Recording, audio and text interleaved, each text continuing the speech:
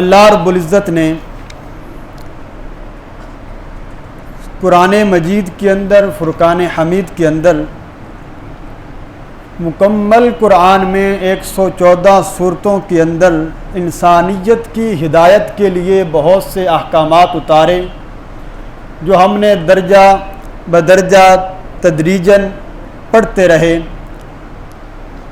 اللہ کا فضل ہوا اور اس کا احسان ہوا کہ آج اس نہج پہ پہنچے جو قرآن مجید کی تکمیل ہونے جا رہی ہے۔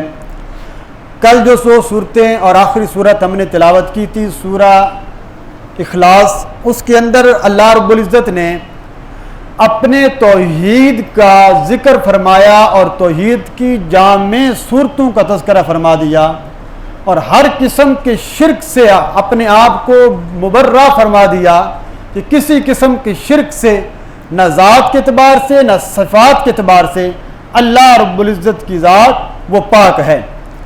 اب فرمایا کہ جب تمہارا عقیدہ یہ بن چکا، جب تم اس بات کا اعلان کرو گے تو پھر تمہیں دنیاوی طور پر کچھ نقصان کا بھی خطرہ ہے۔ اس نقصان کا حل پیش کرنے کے لیے میں 2 آخری صورتیں دے رہا ہوں، اس کو پڑھتے رہو تاکہ تم لوگوں کی حسد سے بھی بچ جاؤ، لوگوں کے نقصانات سے بھی اپنے آپ کو بچا لو، اور اخروی نقصانات سے بھی اپنے آپ کو محفوظ کر لو۔ یہ دونوں صورتیں سورہ الفلق اور سورہ الناس، ان دونوں کو معوذتین بھی کہا جاتا ہے۔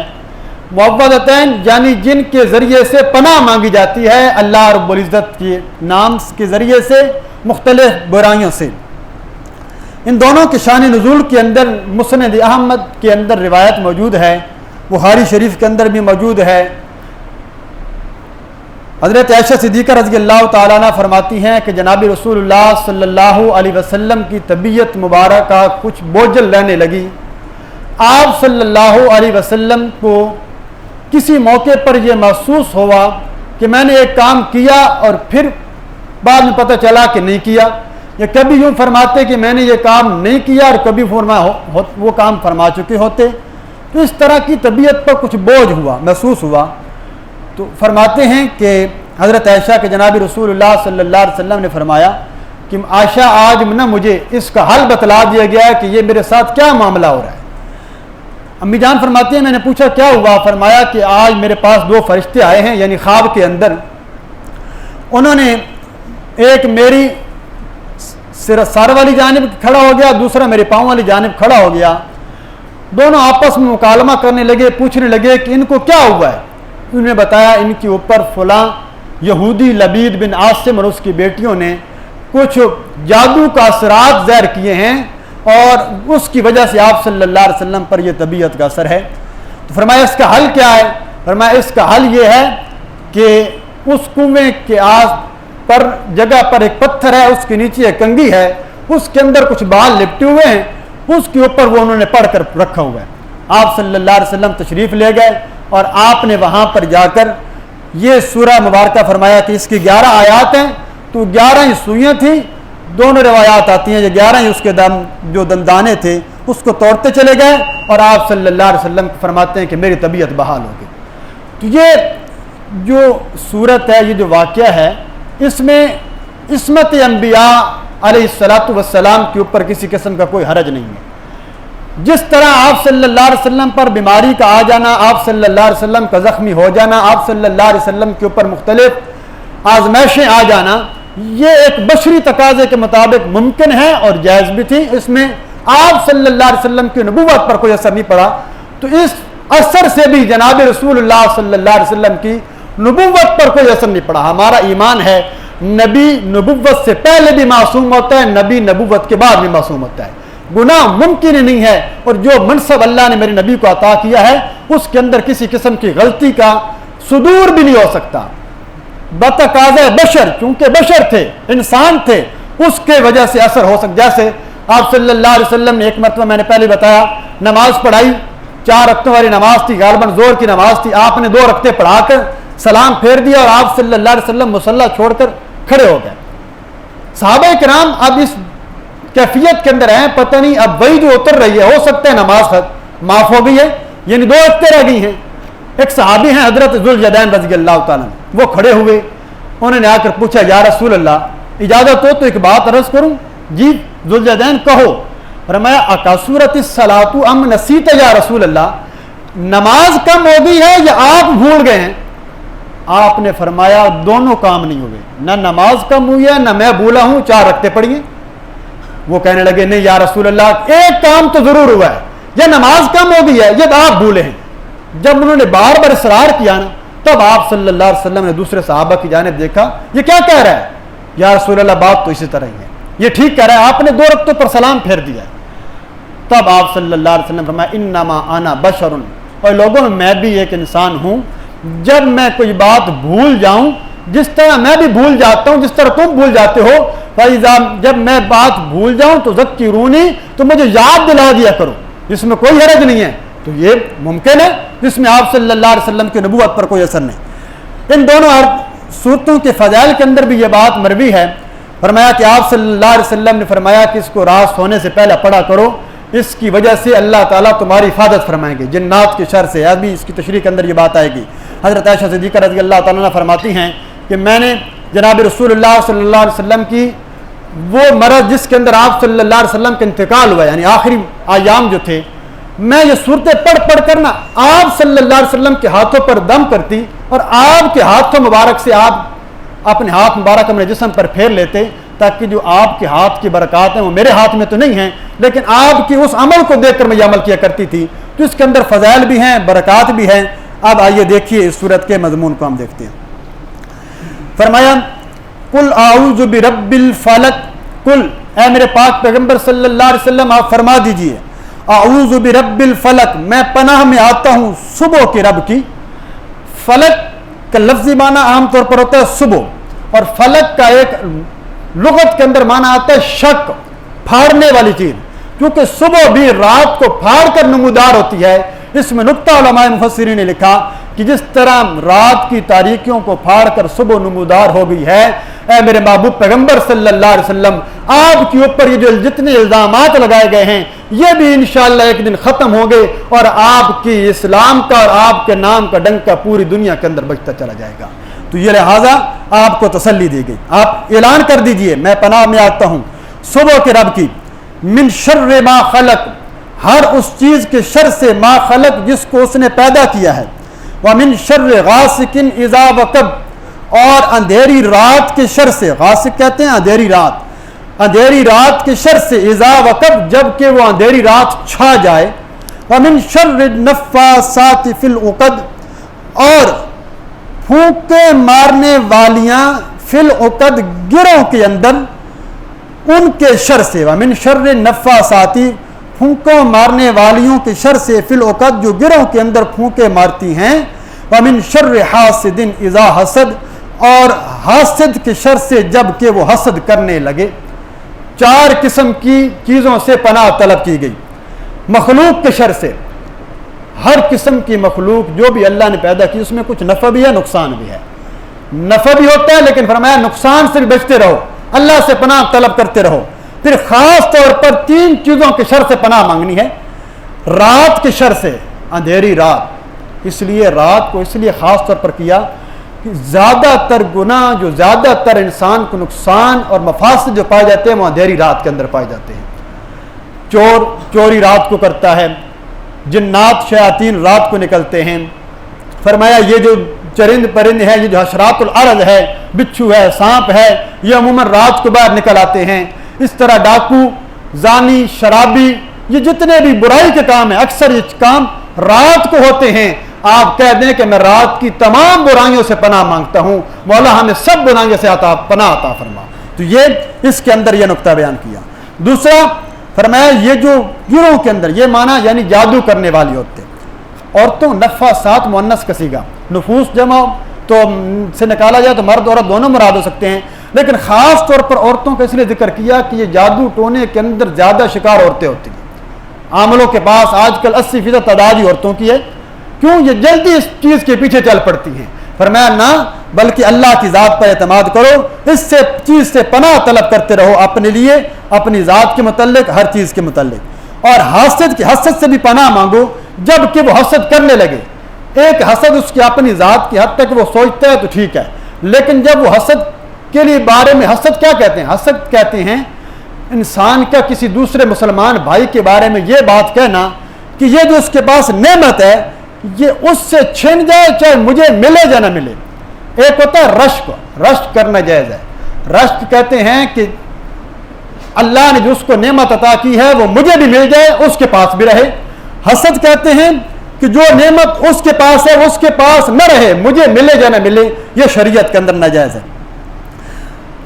اس کے اندر، اس صورت کے اندر ظاہراً طور پر جو جسمانی امراض ہیں اس سے پناہ مانگی گئی ہے۔ فرمایا اس کے اندر لوگوں کی ظاہری جو بیماریاں اس سے پناہ طلب کرنی ہے۔ اب اگلی صورت دیکھیے، اس کے اندر فرمایا روحانی بیماریوں سے پناہ طلب کی جائے گی۔ سورہ الناس مکی صورت ہے۔ فرمایا کل اعوذ برب الناس، اے میرے محبوب پیغمبر صلی اللہ علیہ وسلم اعلان فرما دیجئے، اعوذ برب الناس، میں پناہ مانگتا ہوں لوگوں کے رب کے ساتھ، لوگوں کے رب کے نام کے ساتھ، پناہ میں آتا ہوں لوگوں کے رب کے ساتھ، ملک الناس، جو لوگوں کا مالک ہے، جو لوگوں کا بادشاہ ہے، الہ الناس، جو تمام لوگوں کا معبود ہے۔ تین صفتیں اللہ نے ذکر کی ہیں اور فرمایا کہ پناہ کس چیز سے مانگنی ہے؟ من شر الوسواس الخناس، وسوسہ ڈالنے والے کے شر سے، الخناس جو وسوسہ ڈال کے پیچھے ہٹ جاتا ہے۔ وسوسہ ڈالنے والے کے شر سے پناہ مانگو جو وسوسہ ڈال کر پیچھے ہٹ جاتا ہے۔ الذی یوسوس فی صدور الناس، وہ وسوسہ ڈالنے والا جو وسوسہ ڈالتا ہے لوگوں کے دلوں کے اندر۔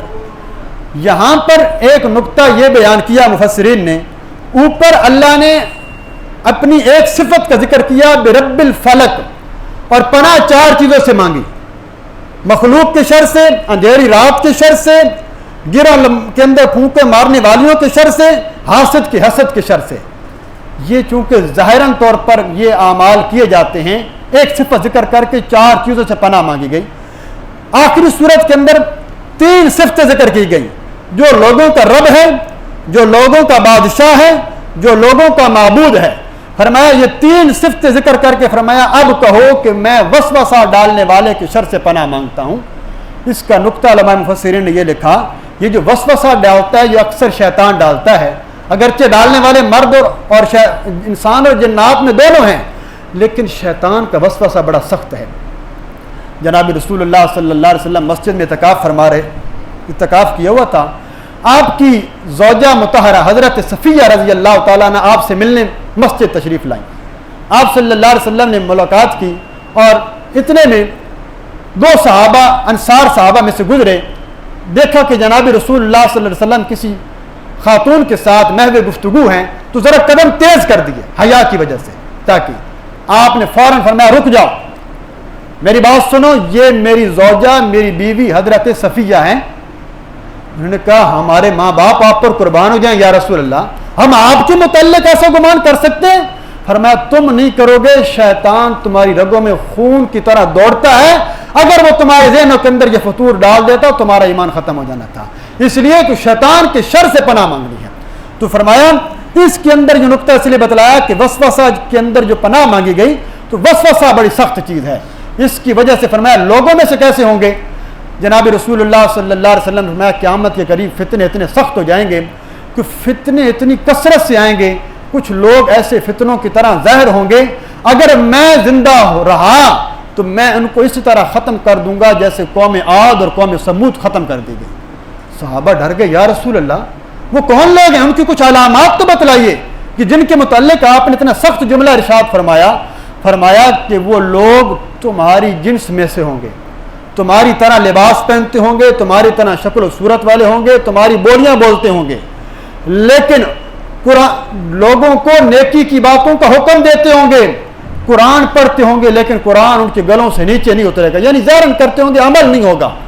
اور ایسے لوگ تمہارے ذہنوں کے اندر عقائد کے متعلق، قرآن کے متعلق، اللہ کی ذات کے متعلق وسوسے ڈالیں گے، جس کی وجہ سے لوگوں کا ایمان ختم ہو جائے گا۔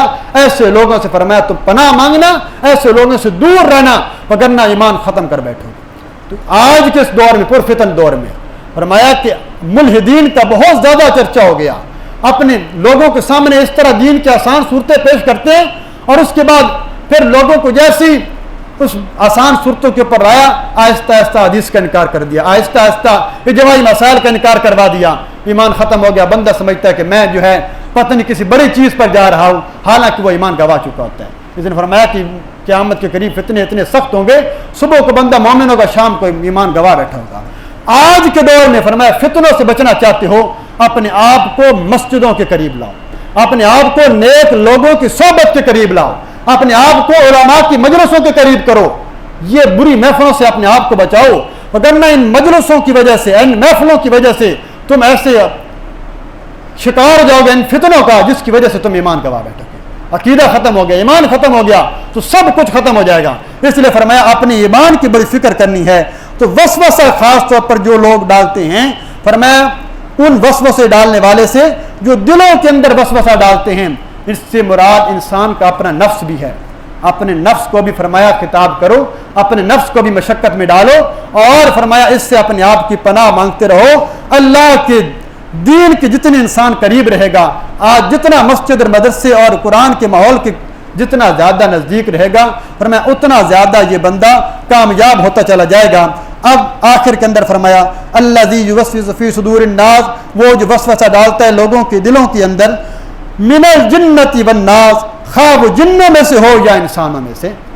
انسانوں میں سے بھی ہو سکتا ہے, جنوں میں سے واضح ہے کہ جنات شیاطین سرکش مراد ہیں. انسانوں میں سے انہوں نے ابھی بتا دیا کہ وہ مراد ہیں لوگ جو لوگوں کے ذہنوں میں عقائد کے بارے میں, دینی اجتماعی مسائل کے بارے میں فتنہ ڈالتے ہیں. تو ان دو صورتوں کے اندر اللہ رب العزت نے پہلی صورت میں ان چیزوں کا ذکر کیا جس سے پناہ مانگی جاتی ہے, فرمایا ظاہری طور پر, اور اس ظاہر کے اندر تم اپنے آپ کو اس چیزوں سے بچانے کے لیے, حاسد کے حسد سے بچانے کے لیے فرمایا اللہ کے نام کی پناہ مانگتے رہو صبح شام. اور اس آخری صورت کے اندر فرمایا کہ تم وسوسہ ڈالنے والے کے شر سے پناہ مانگو. دوسرا نقطہ اس کے اندر یہ بھی بیان کیا, جس طرح سورہ الفلق اور سورہ الناس کے اندر اللہ نے اپنی جن صفات کا ذکر کیا, برب الناس, ملک الناس, الہ الناس. رب الناس لوگوں کا پالنہار, مالک الناس بادشاہ اللہ ہے, الہ الناس لوگوں کا معبود اللہ ہے. علماء مفسرین نے ایک نقطہ بیان کیا کہ جس طرح انسان کے 3 مراحل ہوتے ہیں, بچپن کے اندر وہ اپنے آپ کو ربوبیت کے درجے میں رکھتا ہے, یعنی اس کے صرف ایک کام ہے کھانا پینا اور سونا, اس کی پرورش کرنے والا اس کے والدین موجود ہوتے ہیں, وہ سمجھتا ہے بس یہی سب کچھ ہے. پھر کچھ جب بڑا ہوتا ہے سمجھتا ہے, وہ سمجھتا ہے کہ اب روزی رساں میں خود بالغ بن گیا ہوں, میں نے کچھ کمانا ہے, تو بادشاہوں وزیروں کے قریب رہنے لگتا ہے تاکہ ان کی خدمت کروں گا, تو فرمایا کہ میں کچھ مال زیادہ کما سکوں گا. پھر جب بڑھاپے کو پہنچتا ہے تو کہتا ہے یہ تو سب دھوکہ ہے, یہ سارے کے سارے منگتے ہیں صرف ایک در کے, اور وہ ہے الہ الناس جو لوگوں کا الہ ہے.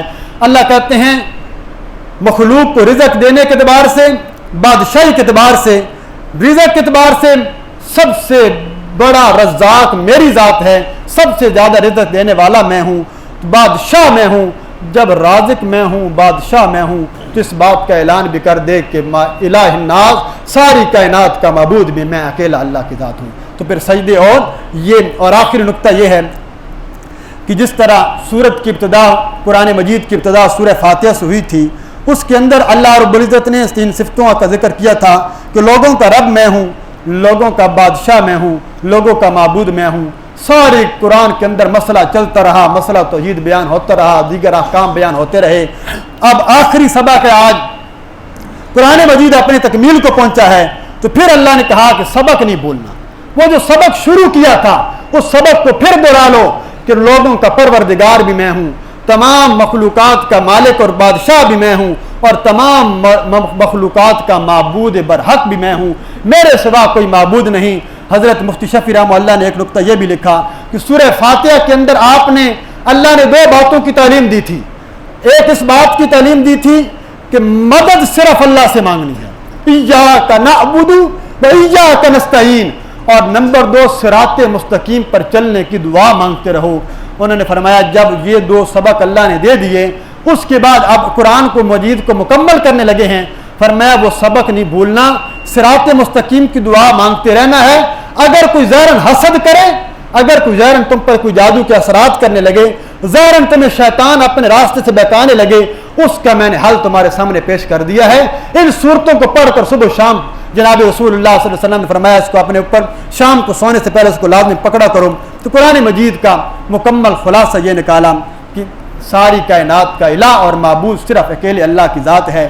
قرآن مجید کے جو انسان قریب آئے گا، فرمایا دو سفارشی ایسے ہیں، ایک روزہ اور دوسرا قرآن، جس بندے کے حق میں کل قیامت کے دن سفارش کر دیں گے، اللہ ان کی سفارش کو ضرور قبول کرے گا اور اس کو جنت کا داخلہ نصیب کر دے گا۔ اور جس کے خلاف قرآن مجید نے گواہی دے دی، اس قرآن نے یہ کہہ دیا، مولا اس نے مجھے سارا سال ہاتھ بھی نہ لگایا، اس نے مجھے سارا سال پوچھا تک بھی نہیں، قرآن کے حقوق کو ادا نہ کیا، تو فرمایا کل قیامت کے دن قرآن اس کے خلاف گواہی دے گا، جس کی وجہ سے اس کو جہنم میں جانا پڑے گا۔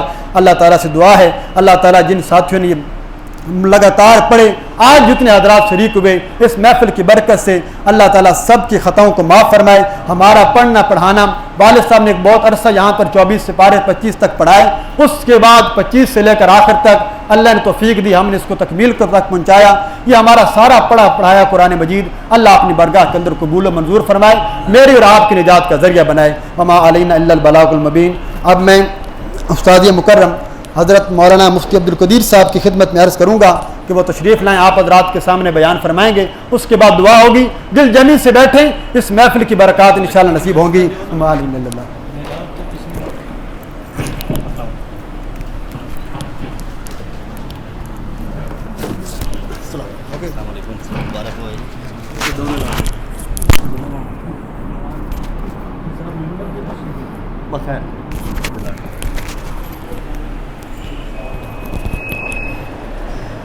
تیرا دیکھو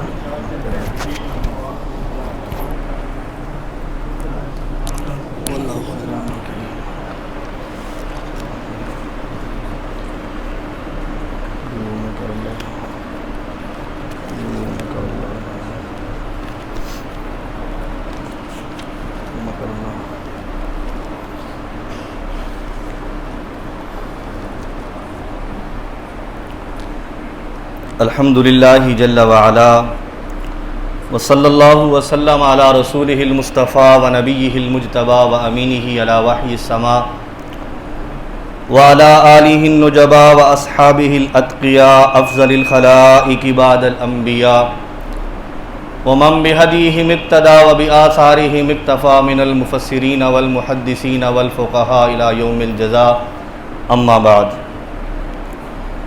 فاعوذ باللہ من الشیطان الرجیم، بسم اللہ الرحمن الرحیم، الحمد للہ رب العالمین الرحمن الرحیم مالک یوم الدین، ایاک نعبد و ایاک نستعین، اہدنا الصراط المستقیم صراط الذین انعمت علیہم غیر المغضوب علیہم ولا الضالین، آمین۔ سبحان ربک رب العزت عما یصفون وسلام علی المرسلین والحمد للہ رب العالمین۔ اللہم صلی علی محمد وعلی آل محمد کما صلیت علی ابراہیم وعلی آل ابراہیم انک حمید مجید۔ اللہم بارک علی محمد وعلی آل محمد کما بارکت علی ابراہیم وعلی آل ابراہیم انک حمید مجید۔ انتہائی واجب الاحترام استاذی مکرم، ذی قدر علماء اکرام اور سامعین، بحمد اللہ تبارک و تعالی درس قرآن حکیم میں آج ہم تکمیل کو پہنچے ہیں۔ اس پر اللہ تبارک و تعالی کی ذات کا کروڑہ بار شکر ہے۔ وہ تمام سامعین جو بڑے اہتمام کے ساتھ درس میں شرکت کرتے رہے، وہ سب مبارکباد کے مستحق ہیں۔ مولانا مفتی ابو بکر صاحب نے جو حصہ پڑھایا یہ بھی مبارکباد کے مستحق ہیں، اللہ ان کی سعی کو قبول فرمائے۔ حضرت استاد صاحب نے جو اکثر حصہ تو درس دیا تھا، اور اس سے پہلے بھی یہاں پر یہ کئی بار قرآن مجید درس میں مکمل کر چکے ہیں، اللہ ان کا پڑھنا پڑھانا بھی قبول فرمائے اور ہم سب کے لیے یہ نجات کا ذریعہ بنائے۔ مفسرین کرام نے سورۃ یوسف میں جناب سیدنا یوسف علیہ السلام کے واقعہ میں یہ بات لکھی ہے کہ جس وقت مصر سے خبر آ گئی کہ یوسف علیہ السلام زندہ ہیں اور بھائی جو ہے وہ کرتا لے کے آ گیا اور وہ کرتا یوسف علیہ السلام کا جو یعقوب علیہ السلام کی آنکھوں پر رکھا گیا تو بینائی بھی واپس آ گئی اور یعقوب علیہ السلام کو اللہ رب العزت نے پہلے سے خوشبو جو ہے وہ پہنچا دی تھی.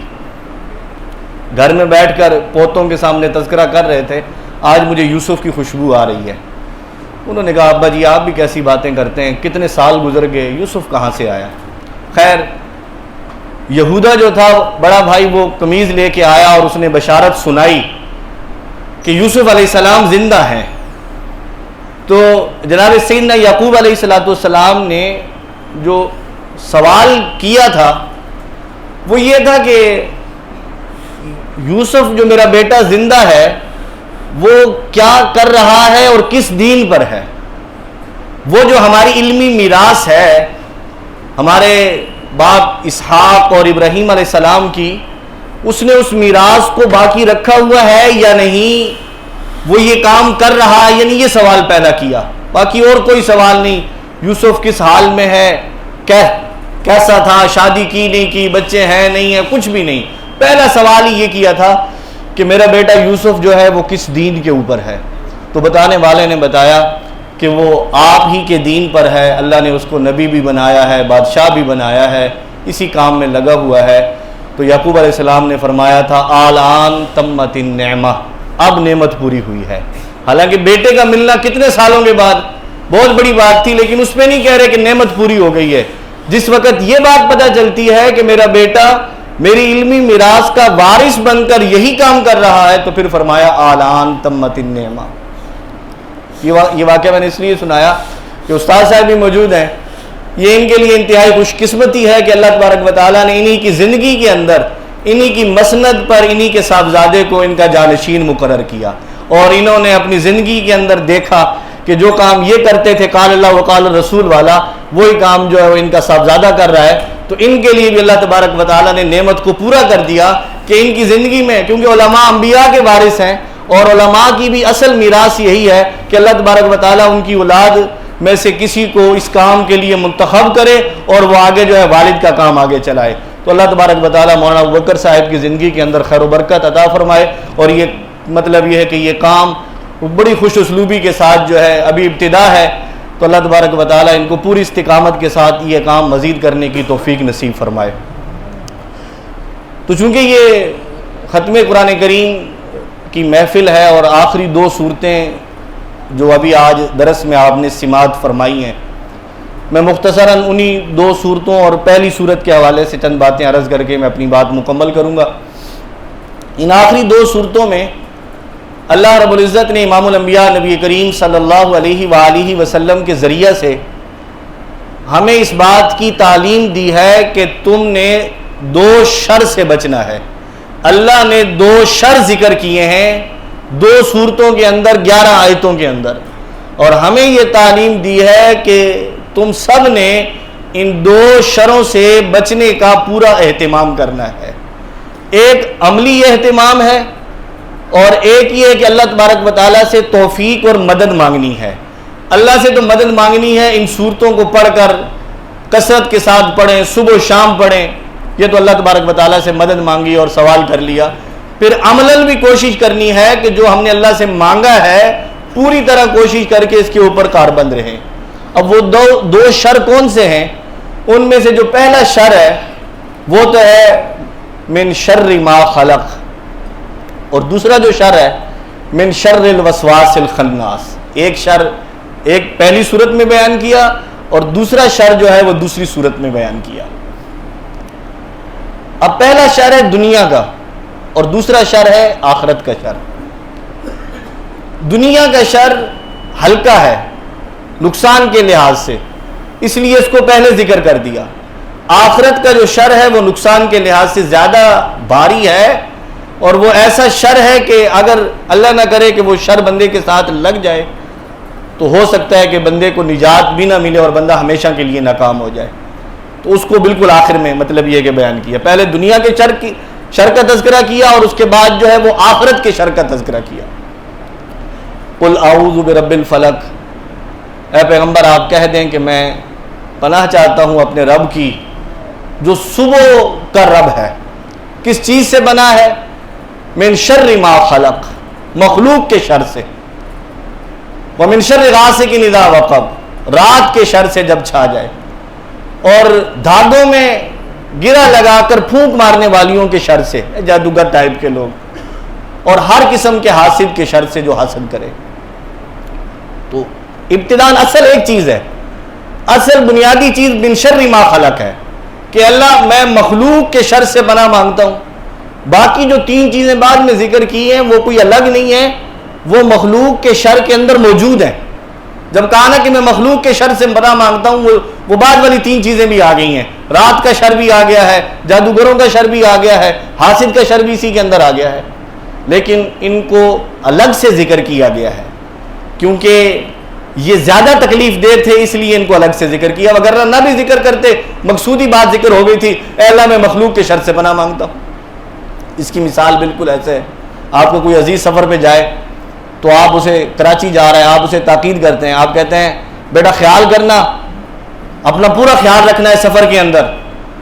اچھا پھر کہتے ہیں دیکھو اپنا موبائل جو ہے نا کسی کو نہیں دینا، اپنے پاس جو ہے نا کسی کا سامان نہیں رکھنا، کسی سے کوئی چیز لے کے نہیں کھانی ہے۔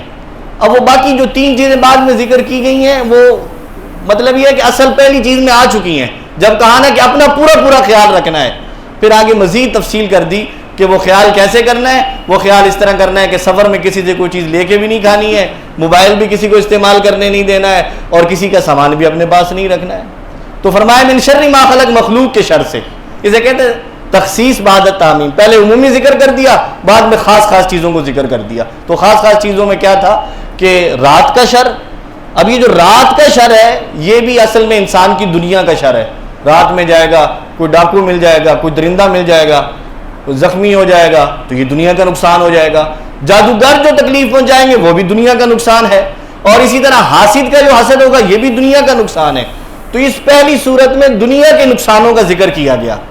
اب اگلی صورت میں فرمایا قل اعوذ برب الناس ملک الناس الہ الناس۔ یہاں بھی ایک بات سمجھ لیں، برب الفلق کہ میں پناہ میں آتا ہوں صبح کے رب کی پناہ میں، بس ایک ہی اللہ کی صفت ذکر کی ہے کہ جو اللہ صبح کا رب ہے میں اس کی پناہ میں آتا ہوں۔ آگے چار چیزیں ذکر کر دی، کس چیز سے پناہ ہے جی؟ تمام مخلوق کے شر سے پناہ ہے جی، رات کے شر سے پناہ ہے، جادوگروں کے شر سے پناہ ہے، حاسد کے شر سے پناہ ہے، لیکن ایک ہی صفت ذکر کر کے آگے چار چیزیں اکٹھی ذکر کر دی۔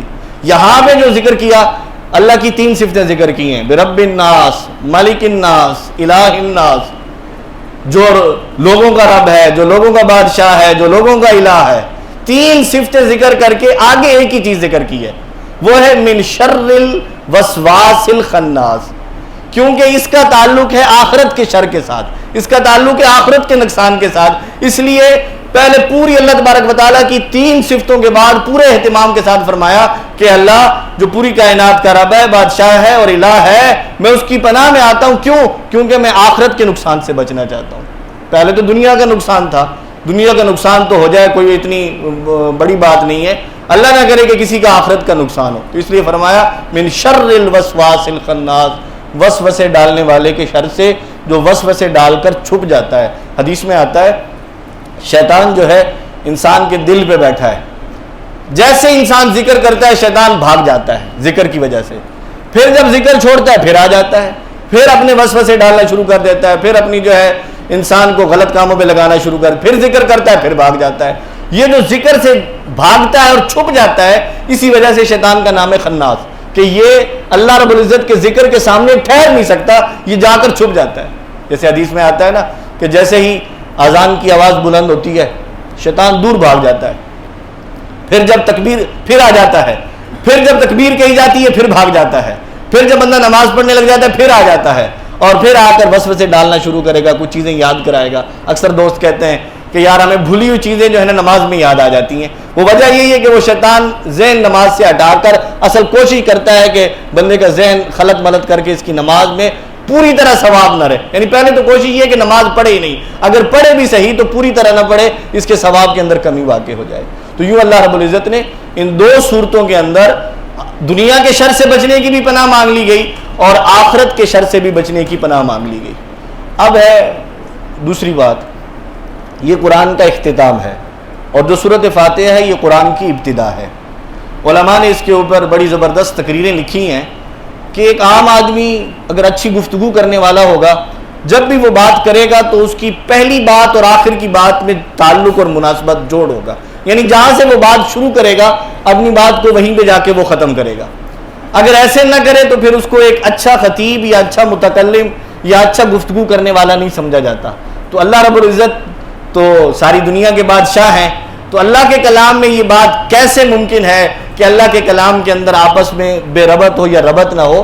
بڑا زبردست ربط علماء نے اپنے اپنے ذوق کے مطابق لگایا ہے۔ جو میں آپ کو بتانا چاہتا ہوں وہ یہ ہے کہ ابھی ہم نے سورۃ فاتحہ پڑھی۔ سورۃ فاتحہ کی خاص شان ہے کہ اللہ رب العزت پہلے اپنی تعریف کرتے ہیں، الحمدللہ رب العالمین الرحمن الرحیم مالک یوم الدین۔ جب اللہ کی تعریف ہو گئی، اصل تو یہ سورت بندوں کی زبان سے کہلوائی جا رہی ہے، بندے یہ کہہ رہے ہیں الحمدللہ رب العالمین الرحمن الرحیم مالک یوم الدین۔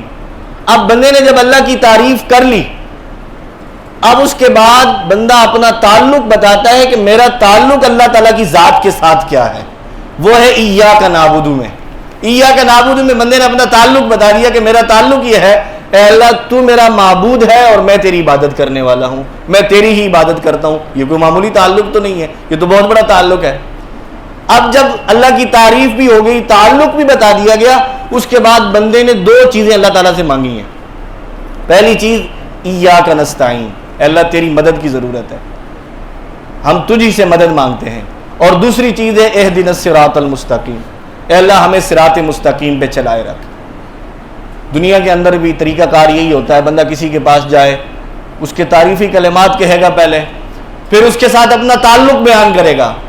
کبھی کبھی اپنے باپ دادے کا تعلق بھی، ہمارے بڑوں کا بھی تمہارے بڑوں کے ساتھ بڑا تعلق تھا جی، ایسے تھا وہ، اپنے تعلق کو بیان کرنے کے بعد پھر اپنا مدعا رکھتا ہے، اپنے کام کو پیش کرتا ہے۔ تو فاتحہ کے اندر یہی طرز اپنائی گئی ہے کہ اللہ رب العزت کی تعریف کی گئی اور اس کے بعد جو ہے اللہ رب العزت کے بندے کا جو تعلق تھا اس کو بیان کیا گیا، اور اس کے بعد دو چیزیں ہم نے مانگی ہیں، ایاک نستعین، اے اللہ ہم تیری ہی مدد، تجھ ہی سے مدد مانگتے ہیں، اور ہمیں صراط مستقیم پہ چلائے رکھ۔ اب آ جاتے ہیں آخری دو صورتوں میں۔ آخری دو صورتوں میں ہم نے دو چیزوں سے پناہ مانگی ہے، وہ کیا ہے؟ من شر ما خلق اور من شر الوسواس الخناس۔ گویا کہ ابتدا میں ہم نے اللہ تعالیٰ سے دو چیزیں مانگی کہ ہمیں یہ چیزیں چاہیے، اللہ ہمیں یہ چیزیں دے دے، اور آخر میں جا کر اللہ تبارک و تعالیٰ نے ہمیں تعلیم دی کہ آپ ان دو چیزوں کا سوال کرو کہ یہ ہمیں دو چیزیں نہیں چاہیے۔ ان میں سے ایک چیز ہے من شر ما خلق، اے اللہ مخلوق کے شر سے پناہ چاہتا ہوں، مخلوق کے شر سے مجھے بچا کے رکھ، اور من شر الوسواس الخناس، اور شیطان خناس کے وسوسوں کے شر سے مجھے بچا کے رکھ۔ یہ ہے وہ ربط اور تعلق کہ ابتدا میں دو چیزیں مانگی گئی ہیں کہ یہ چاہیے ہمیں، اور آخر کے اندر دو چیزوں سے پناہ مانگی گئی کہ ہمیں یہ دو چیزیں نہیں چاہیے۔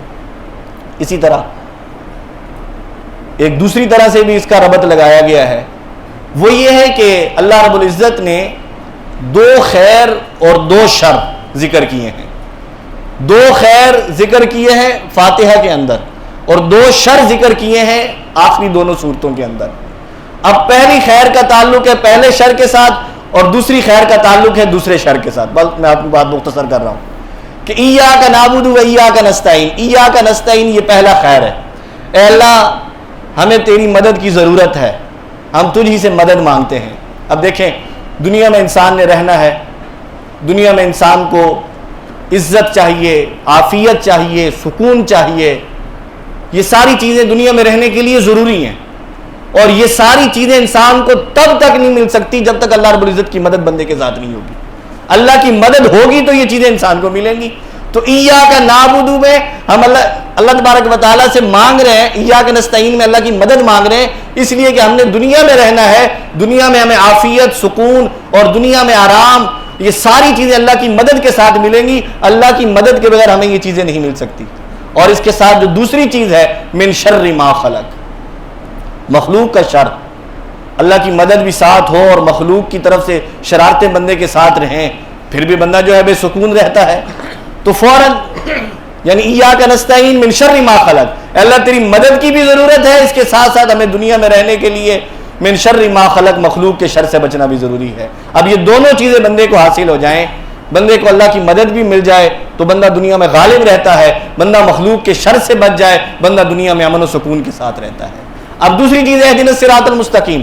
اب یہ دوسری خیر ہے، اللہ ہمیں صراط مستقیم پہ چلائے رکھ۔ کیوں؟ کیونکہ دنیا ہمارا مستقل ٹھکانہ نہیں ہے، ہم دنیا میں عارضی طور پر ہیں۔ دنیا میں ہم سے پہلے کتنے آئے وہ بھی چلے گئے، ہم عارضی، ہمارے بعد جو آئیں گے وہ بھی عارضی دنیا میں رہیں گے۔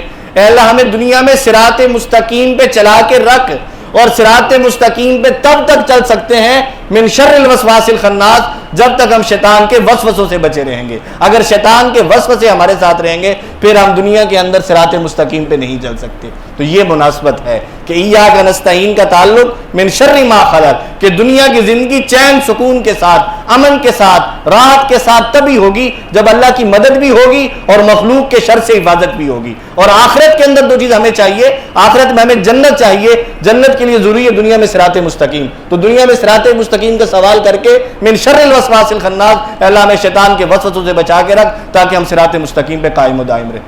اللہ تبارک و تعالیٰ کے حضور دعا ہے کہ اللہ رب العزت ہمیں اسی طرح قرآن و سنت کے ساتھ جوڑ کے رکھے۔ اور ویسے بھی عالم جو بھی ہے اس کے ذمہ یہ کام ضروری ہے کہ وما آتاکم الرسول فخذوہ وما نہاکم عنہ، جو رسول دیں وہ لے لے اور جس سے رسول منع کریں اس سے رک جائے۔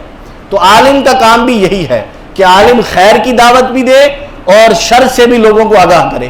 اگر صرف خیر کی دعوت دیتا رہے اور شر سے لوگوں کو آگاہ نہ کرے تو عالم نے اپنا آدھا کام کیا، اپنا پورا کام نہیں کیا۔ پورا کام تبھی ہوگا جب پیغمبر کے دونوں کام کیے جائیں گے، اچھی باتوں کی تلقین کی جائے گی، خیر کی باتوں کی طرف بلایا جائے گا، اور شر کے جتنے کام ہیں ان سے روکا جائے گا۔ تو الحمدللہ اشاعت التوحید و سنہ ملک پاکستان اور دنیا کے طول و عرض میں جہاں کہیں اس سے وابستہ علماء کام کر رہے ہیں، یہ دونوں کام کرتے ہیں، لوگوں کو خیر کی طرف بلاتے بھی ہیں اور لوگوں کو شر سے روکتے بھی ہیں۔ سب سے بڑی خیر اللہ کی توحید ہے اور سب سے بڑا شر جو ہے وہ شرک ہے۔ اللہ مجھے آپ سب کو توحید پہ قائم و دائم رکھے اور شرک اور بدعت اور ہر طرح کی خرافات سے محفوظ رکھے۔ جو کچھ بیان کیا گیا انشاءاللہ العزیز ہفتے والے دن سے درس کلام پاک کا دوبارہ سے یہ سلسلہ شروع ہو جائے گا، تو پہلے سے جو ساتھی بیٹھتے ہیں وہ بھی اس سلسلے میں انشاءاللہ انہیں تو یہ ایک ایسی چیز ہے جو جس کے بغیر وہ رہ نہیں سکیں گے، وہ تو ضرور آئیں گے۔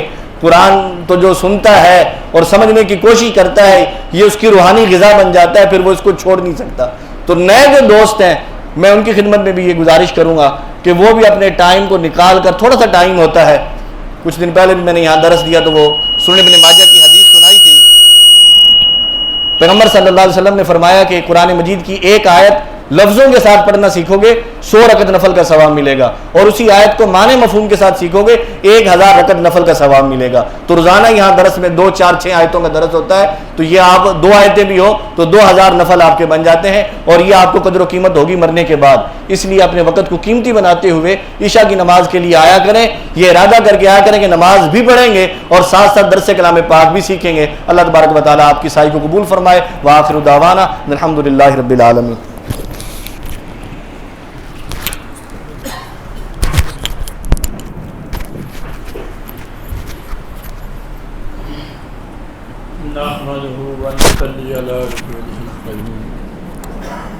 بحمد اللہ تعالی، محض اللہ تعالی جل جلالہ دے فضل و احسان انادی توفیق نال یہ موقع اج وقت نصیب ہویا۔ یہ بحمد اللہ عشاء دے ٹائم ساڈا جو سلسلہ ہے نا درس دا ادا 8واں ختم آئی۔ پہلے اس تو صبح جڑے ہوندے ہیں وہ بحمد اللہ 11 ختم کلام پاک دے وہ بناس تائیں ہوئے، جداں پنڈی شیخ القرآن مولانا غلام اللہ خان رحمہ اللہ، اللہ انہاں جنت وچ اعلیٰ مقام دے گئے۔ ابتدا مولانا عبد الرزاق صاحب مرحوم تو ہوئی، اللہ انہاں جنت وچ اعلیٰ مقام دے گئے۔ وقت مولانا بشیر احمد صاحب رحمہ اللہ، اللہ انہاں جنت وچ اعلیٰ مقام دے گئے۔ وقت سن 1973 راول پنڈی شیخ القرآن مولانا غلام اللہ خان رحمہ اللہ انہاں دی خدمت گیا، حاجی صاحب مرحوم نے اللہ جنت وچ اعلیٰ مقام وہ لے تے گئے، بنن دی ہمت ہی نہیں، انہاں بڑی خدمت کی تھی۔ شیخ جداں ساڈا آخری سبق آئی نا انہاں فرمایا ایک امانت جو اساتذہ تو میں پہنچی میں تو ان پہنچائی انہوں اگا مینوں ان پہنچاونا اگر تسا نہ پہنچایا قیامت دے دن تہاڈا گریبان ہو سی میرا ہاتھ ہو سی کہ میں تو ان پہنچ تو 1974 تو ساڈا سلسلہ چلیا یہ ختم جڑا 8واں ہے نا 29 دسمبر 2017 شب جمعہ نو یہ چالو ہویا اختتام بھی اسے دیہڑے ہویا جب یہ چالو ہویا بچارے چلدیاں حامیم شروع تے پہنچیا سے میں بیمار ہو گیا اللہ تعالیٰ تو دعا منگدیا سے الہ العالمین یہ سلسلہ تا قیامت چلے اللہ تعالیٰ اپنے فضل نال عزیز مفتی ابو بکر اللہ کی زندگی برکت پائے انہیں انہوں پایا تکمیل تے پہنچایا شیخ الہند مولانا محمود الحسن رحمہ اللہ جیڑی سب تو پہلے ہند و پاک دے وچ ترجمہ کلام پاک دا شائع کیتا نا او شاہ ولی اللہ رحمہ اللہ فارسی زبان فتح الرحمان دے نا تے وقت انہاں دے صاحبزادگان شاہ رفیع الدین رحمہ اللہ لفظی ترجمہ تے شاہ عبدالقادر با محاورہ ترجمہ انہاں حاشیے تے موضع القرآن انہوں آسان بناون واسطے نا کیونکہ پہلے یہ کچھ الفاظ ایسے ہیں جڑے ان استعمال نہ ہیں شیخ الہند مولانا محمود الحسن رحمہ اللہ انہوں آسان یہ چالو کیتا 5ویں پارے تے پہنچے تا انہاں دا انتقال ہو گیا انہوں بعد علامہ شبیر احمد عثمانی رحمہ اللہ توڑ چھاڑیا پہلے 1965 والد صاحب مرحوم اللہ انہوں جنت اعلیٰ مقام دے 50 سال تو زیادہ امامت کی تھی بڑے لوگوں نے کلام پاک پڑھایا 1965 میں نامی جماعت چڑھیا میں پہلی نماز پڑھائی ساڈا عشاء تو بعد نا یہ سلسلہ ہوں 2 گھنٹیاں دا سکھن سکھاون دا بھائی رب نواز چوے کا اللہ انہوں جنت اعلیٰ مقام دے بھائی رب نواز کلیر گھوڑیاں تے باغیوں آندے ہیں ہو جتوں محمد شفیع چوے کا محمد ہو کافی شہر جو کونے تو لوگ آندے ہیں یہ بنیادی چیزاں ہاں بھائی کھڑو نماز دیاں سنتا سناؤ ہے دعا سناؤ بحمداللہ اللہ تعالیٰ دے فضل نال وہ چیزاں جڑے اس محفل شامل ہوئے نا اللہ انہوں سدھا رستہ بھی کھا دیتا جڑے ساتھی وہ بڑے خوش نصیب ساتھی ہیں جڑے چونکہ کلام پاک دے 5 حق ہیں پہلا اس تے ایمان لے آونا ہے اللہ دی کتاب ہے دوسرا انہوں پڑھنا دی تلاوت کرنی تیسرا انہوں سمجھنا ادھے معانی مطالب نو وقت اس تے عمل کرنا وقت ادھی اشاعت کرنی کل قیامت دے دن اللہ تعالیٰ جل جلالہ سب تو پوچھنا میں اپنی کتاب تہاڈے کول بھیجی جائی پڑھیا ہے میں اللہ تعالیٰ کے دین یہ کل تو سب تو پوچھو سی بحمداللہ وہ لوگ بڑے خوش نصیب ہیں اللہ استاد نے جنت اعلیٰ مقام دے تے جڑے ساتھی اسی تعامل نالے جس لحاظ نال بھی اللہ انہاں دی سائی نو قبول کرے